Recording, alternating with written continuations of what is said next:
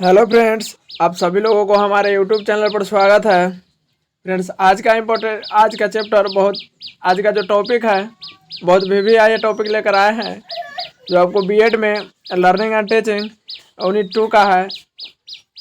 ये आपके BEd part 1 के लिए इम्पोर्टेंट तो है ही, साथ ही साथ आपको सीटेट में ये आपका 30 नंबर का CD भी पूछता है, जिसमें से आपको 4 या 5 नंबर मोटिवेशन से ही रहता है। तो ये टॉपिक को आज बहुत अच्छे तरह से डिस्कशन करने वाले हैं। देखिए, इससे सबसे पहले क्वेश्चन पूछता क्या है।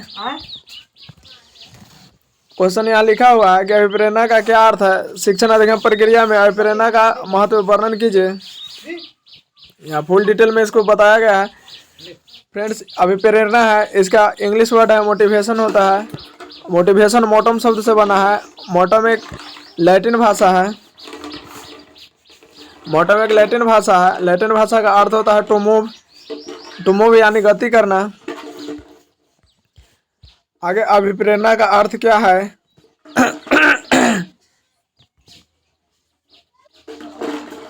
आगे ये अभिप्रेरणा का अर्थ क्या है, इसको लिखना है। अगर आप बीएड का एग्जाम में अगर लिख रहे हैं कॉपी को अंडरलाइन करते हुए लिखिए, ताकि कॉपी भी चेक करने वाले को लगे कि हाँ, कुछ इसमें मटेरियल अच्छा लिखा हुआ है, जो आपको नंबर दे देंगे। साथ ही साथ आपके लिए सीटेट के लिए भी इम्पोर्टेंट है। ये टॉपिक को आप अच्छी तरह से देखिए। अगर एक बार में नहीं समझ आता है, लेकिन एकदम ही तो आसान भाषा में एक ही बार में आपको समझ में आ जाएगा। बाय द वे, अगर एक दाम में ना आपको समझ में आता है, बार बार इस चैप्टर को देखिए, टॉपिक को देखिए।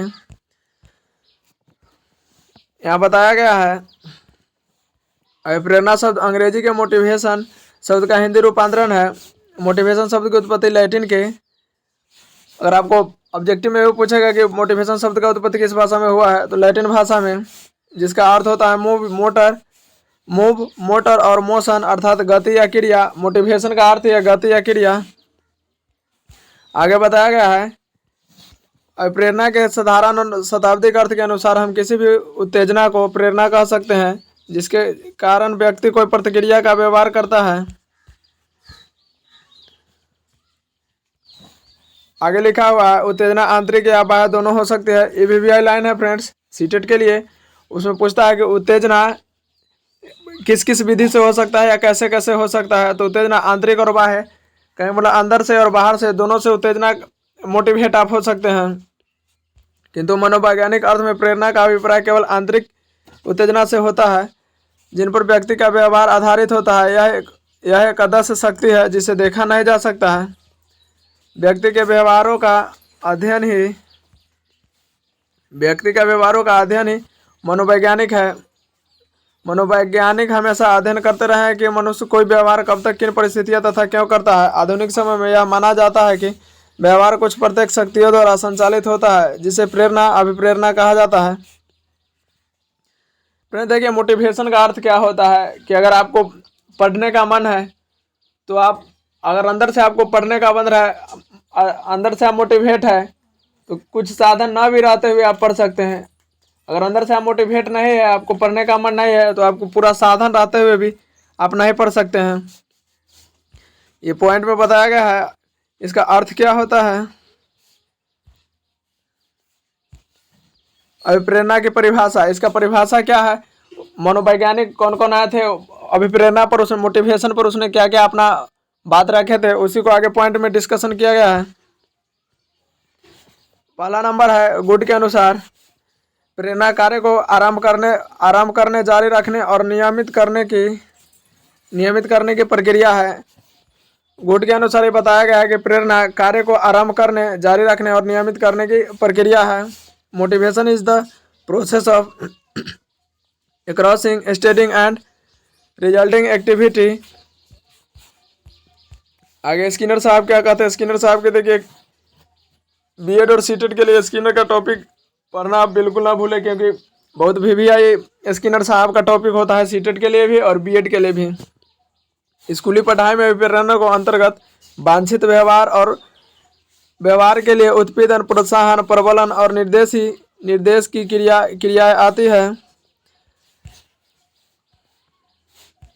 आगे बताया गया है कि motivation in school learning involve arousing, presting, sustaining and directing desirable behaviour. Bernard के अनुसार देखिए, बर्नार्ड साहब क्या कहते हैं मोटिवेशन के बारे में। जिस लक्ष्य के प्रति पहले कोई आकर्षण नहीं था, उस लक्ष्य के प्रति कार्य करने की उत्तेजना की अभिप्रेरणा कहते हैं। फ्रेंड्स, इनके अनुसार देखिए बताया गया है कि अगर जिस लक्ष्य के प्रति पहले कोई आकर्षण नहीं था, कहने का मतलब किसी बच्चा को खेलने का मन नहीं था, अगर वो बच्चा देखकर अगर खेलना चाह रहा है, वो अभिप्रेरणा अपना मोटिवेशन जगा रहा है, उसी को अभिप्रेरणा कहते हैं। बर्नार्ड के अनुसार बताया गया है। आगे वुडवर्थ के अनुसार देखिए ये क्या कहते हैं। फ्रेंड्स, आप एग्जाम में अगर लिखेगा तो ये अंडरलाइन देना ना भूलें, क्योंकि हम सब वीडियो में बताते हैं अंडरलाइन से आपका पॉइंट हाईलाइटर होता है और कॉपी चेक करने वाले को सहूलियत होगा। तो अगर सहूलियत होगा तो ऑटोमेटिक है कि वो आपको देखेंगे कि हाँ अच्छा से लिखे हुए हैं, नंबर आपको अच्छा से मिल जाएगा। यहाँ बताया गया है कि प्रेरक व्यक्ति की वह स्थिति है जो उसे निर्धारित व्यवहार करने हेतु तथा निर्धारित उद्देश्यों को प्राप्त करने के लिए उत्तेजित करती है। ये बताते हैं कि जब व्यक्ति की वह स्थिति है, वुडवर्थ के अनुसार की मोटिवेशन व्यक्ति की वह स्थिति है निर्धारित व्यवहार करने का मतलब जो निर्धारित उसका व्यवहार है, माने किसी को जॉब पाना, तो निर्धारित जॉब पाने के लिए वो मोटिवेट हो रहा है, ये वुडवर्थ के अनुसार बताया गया है। अगला पॉइंट है अभिप्रेरणा। अभिप्रेरणा व्यक्ति में रुचि उत्पन्न करके उसे कार्य में लीन करती है और कार्य करने की दिशा में गति प्रदान करती है। आगे लिखा गया है, आगे आपका है शिक्षा के क्षेत्र में सफल होने वाले बालकों को एक प्रमुख कारण अभिप्रेरणा ही होता है। ये तो फ्रेंड्स बात सही है। शिक्षा के क्षेत्र हो, खेल के क्षेत्र हो या कोई भी क्षेत्र हो, जब तक बच्चा अगर अंदर से मोटिवेट नहीं होगा, उसको कितनों गार्जियन टॉर्चर करे, कोई भी टीचर टॉर्चर करे, लेकिन कुछ कर नहीं सकता है। जब तक स्टूडेंट खुद ब खुद मोटिवेट ना होता है या खिलाड़ी को खुद ब खुद कोई मोटिवेट नहीं होता है। आगे बताया गया है अभिप्रेरणा के प्रकार। मोटिवेशन के कितने प्रकार होते हैं, टाइप्स ऑफ मोटिवेशन। ये दो प्रकार के होते हैं फ्रेंड्स, एक सकारात्मक अभिप्रेरणा, दूसरा नकारात्मक अभिप्रेरणा है। पहले सकारात्मक अभिप्रेरणा क्या है उसको देखिए। इस प्रकार के प्रेरणा को व्यक्ति अपनी इच्छा से किसी कार्य को करता है, इसे उसे प्रसन्नता, सुख और संतोष मिलता है। इसे आंतरिक अभिप्रेरणा भी कहा जाता है। बालक की शिक्षा में सकारात्मक प्रेरणा का महत्वपूर्ण स्थान है। जब बालक पॉजिटिव थॉट से जब वो किसी बात को सोच ही नहीं सकता है, मोटिवेट हो ही नहीं सकता है, तो पढ़ कैसे सकता है। आगे बताया गया है दूसरा नंबर नकारात्मक अभिप्रेरणा। नकारात्मक अभिप्रेरणा क्या है, इस प्रकार की अभिप्रेरणा से व्यक्ति स्वयं अपनी इच्छा से कोई कार्य नहीं करता है, बल्कि दूसरों की इच्छा, दबाव व बाह्य प्रभाव के कारण उसे कार्य करना पड़ता है।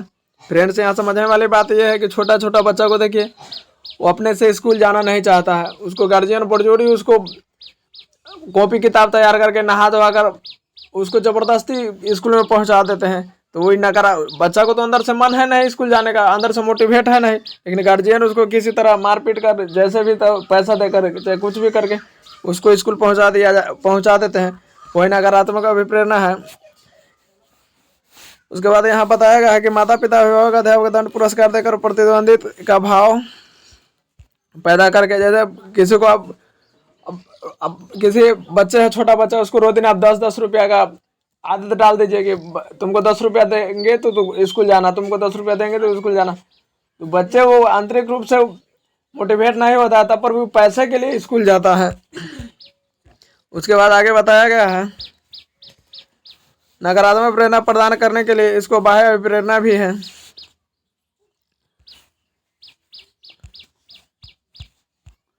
फ्रेंड्स, आज का ये मोटिवेट का ये टॉपिक था। ये टॉपिक आपका कंप्लीट होता है। ये आपको सीटेट के लिए और बीएड के लिए, बीएड पार्ट 1 और सीटेट में आपको प्रेरणा से 4-5 क्वेश्चन पूछता है। इसको आप अच्छी तरह से आप अपना कॉपी में नोट कर ले, या पीडीएफ लेने के लिए हमारे टेलीग्राम भी चैनल है the great work of knowledge, उससे जुड़ जाए, उसमें आपको ये पीडीएफ मिल जाएगा। या हमारे व्हाट्सएप नंबर पर भी संपर्क कर सकते हैं। आपको निःशुल्क में बीएड पार्ट 1 या 2 का हो, हिंदी मीडियम या इंग्लिश मीडियम, दोनों मीडियम नोट्स प्रोवाइड किया जाएगा। लेने के लिए आप ऑनलाइन सिस्टम से जुड़ रहे हैं तो हमारे चैनल को सब्सक्राइब करें, लाइक करें तथा अन्य दोस्तों को भी शेयर करें, ताकि उनको भी हेल्प इस चैनल से मिल सके। Thanks for watching this video.